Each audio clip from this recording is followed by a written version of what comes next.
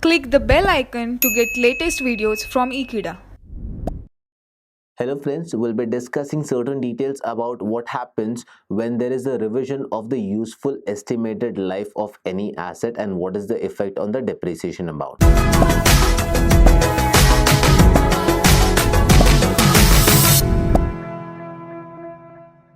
Revision of estimated useful life of any asset, plant or machinery has a severe impact on the depreciation amount. So for example, if the useful life was 10 years earlier, then after certain years you have reassessed it and you have changed that useful life to somewhere down 5 years or 7 years. Accordingly, the rate of depreciation, or rather the amount of depreciation, changes. And so as to look after the same thing, we have to go ahead and analyze each and every detail of that specific revision and what is the effect of it.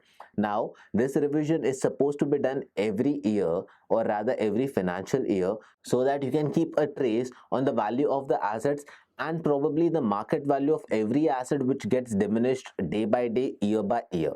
The reason why this is done is because every revision causes a severe impact on the depreciation. Now, this revision is necessary because as technological advancement happens, these assets procure, or rather these assets are prone to become obsolete before the useful life. Hence, this kind of revision is required so that we can assess into how many years further down the line we have to procure that much amount, or we have to save that much amount, because the useful life of that asset is never the same. It cannot be 10 years by default, it cannot be 5 years by default. So that revision happens depending on the usage and wear and tear of that specific asset. So these details have to be understood. We'll be solving an illustration on this right now so that you get a clear idea about all these details and what exactly we're trying to explain you. So let's go ahead with the illustration.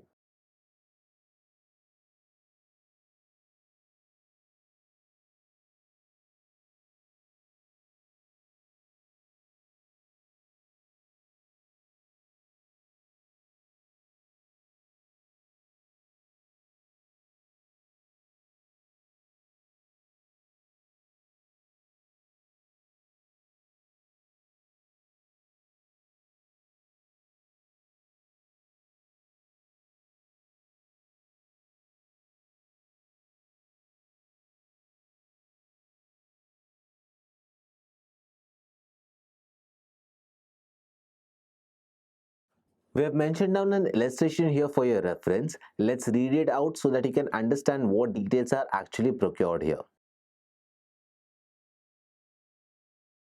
It says that the useful life of the computer that was purchased for 60,000 was 10 years and the scrap value was 0. The depreciation was charged under SLM method and this continued until 3 years, post which a reassessment of the useful life was done, and the reassessment got down the useful life from 10 years to 5 years. So that's how the reassessment is supposed to be done. We have to calculate the depreciation for the 4th year now. So let's start with the working and understand how it is supposed to be solved.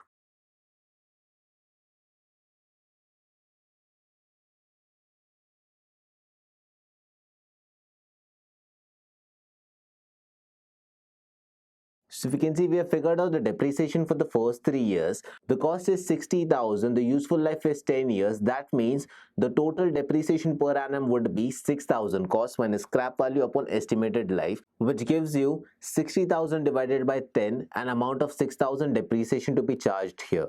Now, under such scenarios, when you know that 60,000 is divided by 10 and you get 6,000 depreciation, for the first 3 years you are charging 6,000 depreciation.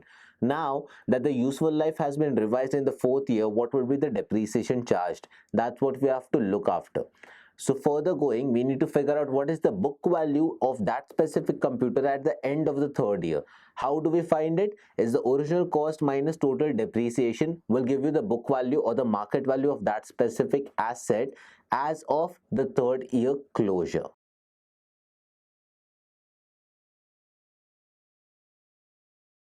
So the market value of that specific asset is 42,000. That means 60,000 minus 3 years total depreciation of 6,000 multiplied by 3 gives you 18,000.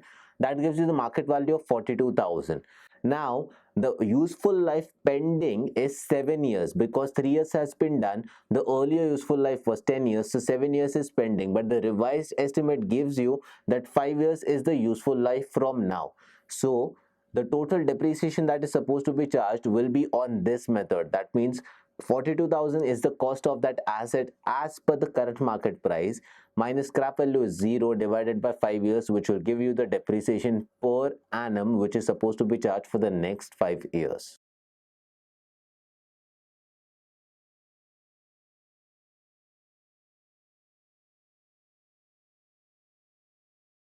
So if we can see, we have figured out the total distance, or rather the total differentiation that we had to perform when this kind of depreciation is supposed to be done. So 8,400 is the amount of depreciation that is supposed to be charged for the 4th year.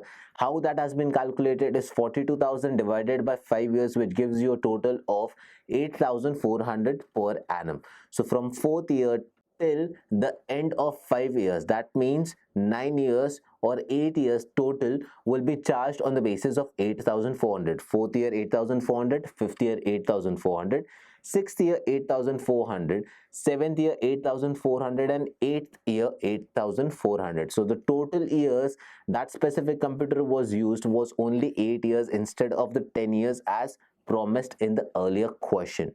Now, this is how the change in any specific useful life of any asset shows the difference in depreciation. So if we can see, we have mentioned down, we'll highlight it again on the next page.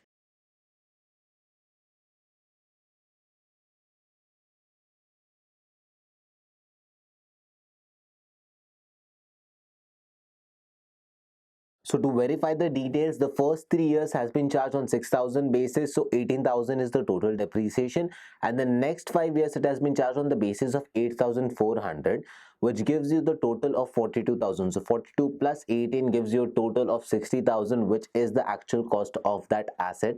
And as questioned, or as the question mentioned, that the lifetime or the usage, or probably you can say the residual value or the scrap value of that asset is 0, which has been finally the equation has been sorted. So this is how the revision of any specific asset can show this kind of difference. So I hope this sum give you a lot of clarity onto what details are supposed to be added and how they are supposed to be dealt with. So thank you for watching this video. Stay tuned with Ekeeda and keep subscribing to Ekeeda.